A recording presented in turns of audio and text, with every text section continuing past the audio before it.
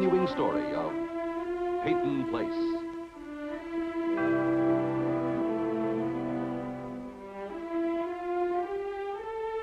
Starring Dorothy Malone as Constance Mackenzie, Warner Anderson as Matthew Swain, Ed Nelson as Michael Rossi, Mia Farrow as Allison Mackenzie, Ryan O'Neill as Rodney Harrington, and Barbara Parkins as Betty Anderson.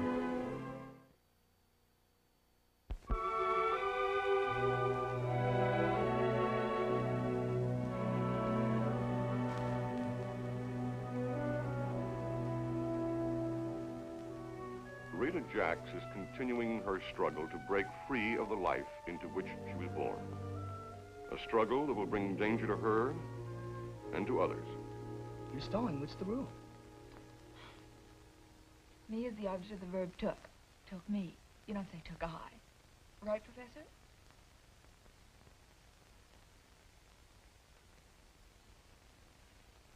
What are you doing? For being such a good student, I'm going to reward you for your perseverance, your intelligence, erudition, and, Oh, what a show-off. and your wholesomeness.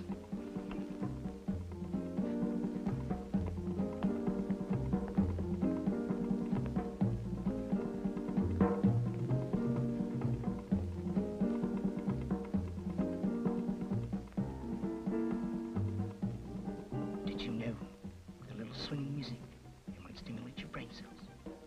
Whom is the predicate and him the something or other of the infinitive? Rita, don't I get something for making you the genius of the objective case? Whom or who do you think him to be?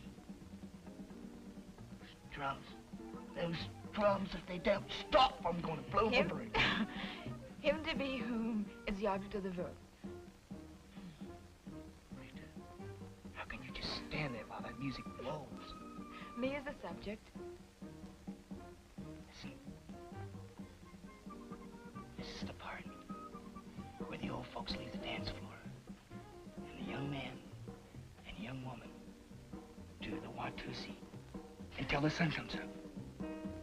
Listen, I'm never going to learn anything unless you think of yourself as the teacher and me as just a student.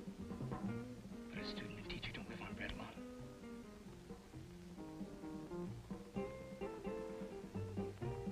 I can't tell you how much I appreciate what you're doing for me, Norman.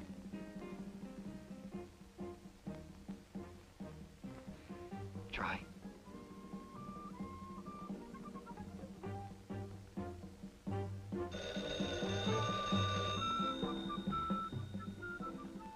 See you into the first round. Wait till the next one. Hello? Hi, Joe. I told you I've got other things to do. No, I can't. I won't, Joe. Look, I don't care. I said I...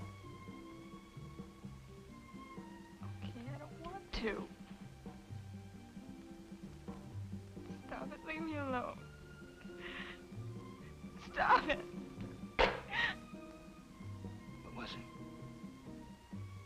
One of the old crowd. They won't leave me alone. I'll take care of them. They're not going to bother you anymore. Please, Norman. Just stay away from them. Rita, I'll do what I want to do. I don't need you to protect me. You don't know what you need. Shut up! Why are we arguing?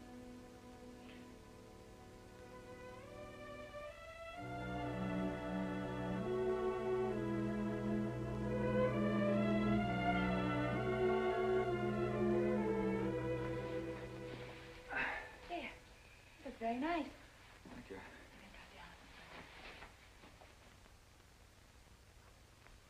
Right, Kim, write a sentence using the word careful in it. Careful. I've got all the time in the world.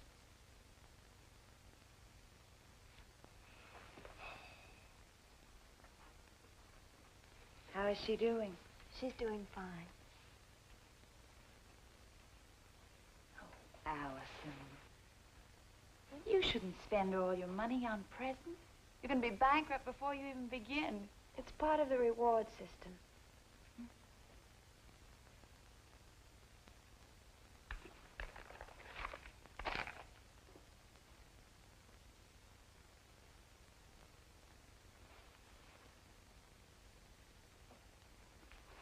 You better be careful. You ready? Yes, I'm ready, Dad. Here you go, baby. Be a good girl. Be good to Allison. We'll be at the country club most of the evening. If we go someplace else, I'll call you. Darling, come on, we'll be late. All right. There's some chocolate cake if you'd like it, too. Oh, Bye-bye. thank you. Goodbye. Have a nice time. Thank you. Don't work too hard.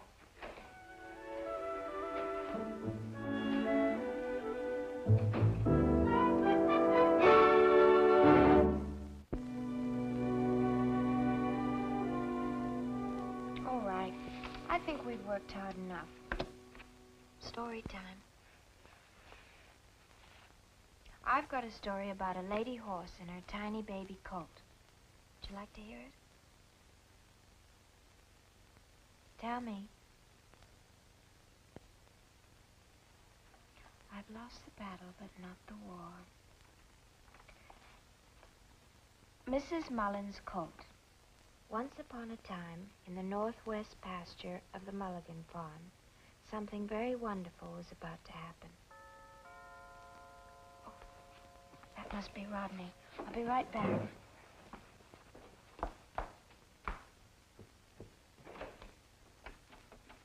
Evening, ma'am. You're early. Eager. Oh, candy for me? Nope. Where are the Schusters? They just left. Well, then we're alone. Not quite. Besides, we've got lots to do.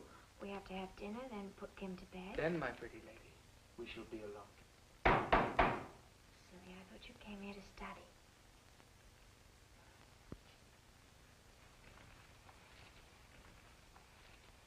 Kim, let's have dinner now, all right?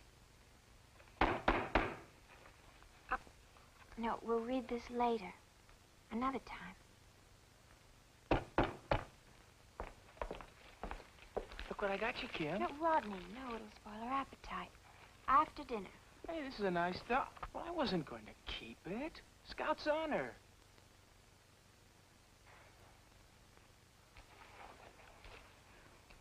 We'll save this as a reward for future good behavior. Oh, bribery, huh? No, it's called the reward system. I've been reading up on it. This is how to motivate the problem child. It's still bribery, the old payola. Call it what you like. Dinner time.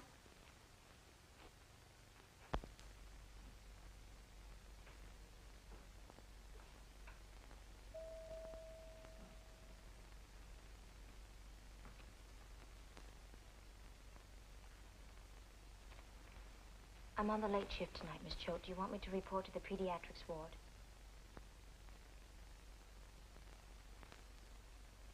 Miss Choate, would you please give me my assignment? I wasn't sure that you'd be here this evening. I apologize. Miss Choate, it was my understanding that an apology is all that's required. What is required is that there be no further insubordination.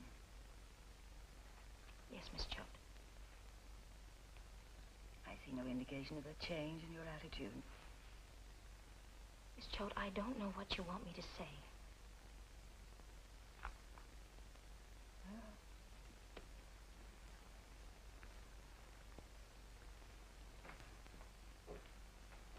I'm sorry. I'm sorry I forgot my place. It won't happen again. I sincerely hope so. Very well, you may report to pediatrics.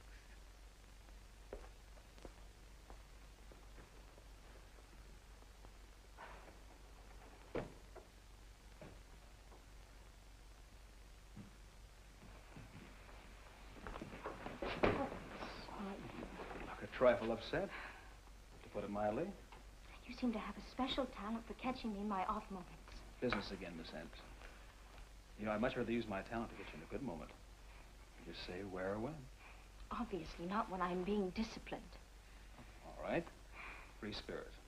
Doesn't like discipline. I'll make a note of that.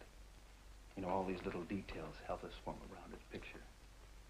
Well, I think your picture is getting slightly out of focus, Mr. Court. Oh, I'm very patient. Also very methodical. You'll find the final print will be quite accurate. Oh, I doubt that very much. It's been charming, Mr. Cord, but I have work to do. You looked lovely last night. Your friend seemed very pleasant, but,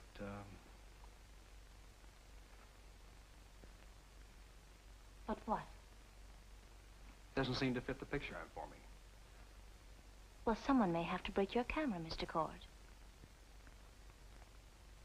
Whenever you're ready, Miss Anderson.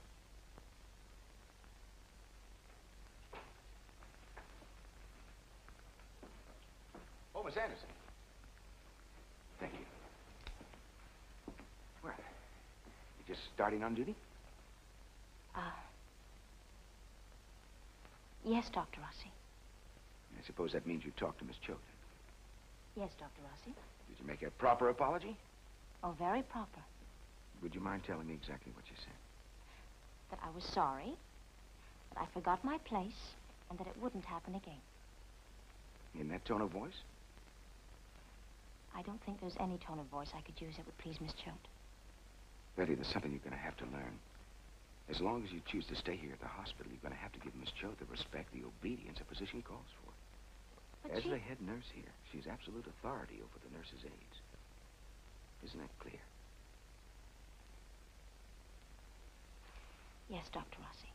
Betty, listen, I know that Miss Choate isn't the easiest person in the world to get along with, but wherever you go, there are going to be women like that. And I'm sure you're big enough to handle the Miss Choates of this world. I have been trying, Doctor. Dr. Rossi. Oh, just a moment, Doctor. I'll try a little harder, Doctor. Excuse me. I owe you an explanation. Last night when I interrupted you and Claire... That's not necessary, Doctor. You didn't interrupt anything. Could we talk in my office for a moment?